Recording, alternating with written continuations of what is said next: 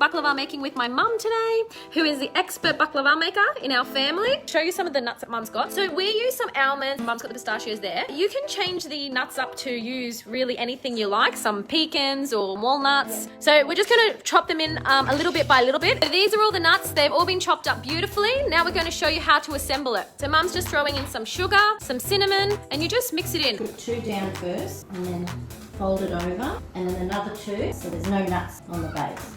And then you just grab a little handful and you spread it everywhere, just thinly, and then you do it 1 sheet at a time.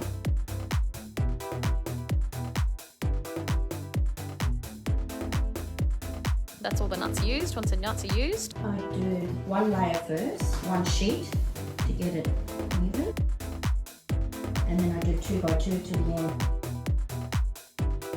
We want to make 40 pieces out of this. Cut it in the middle first and right down all the way through, and then half again and half again. On this side I need 5, and I usually just sort of measure out. I just got to hold it down so the sheets don't go away, and then we cut them diagonally. Always cut from the middle out. Don't cut them that way, so there'll only be 1 corner. All the sheets on the top. Make sure first you put butter over them. And just swirl it so the butter can go everywhere. So that's it, guys. That's the baklava. It's going to go in the oven now. Hope you enjoyed our recipe. It's just one of the awesome recipes in the Easter book. It has very unexpected recipes in it, but I think they're some of our best recipes. You definitely want to have that in your collection. Grab your copy now via the link below.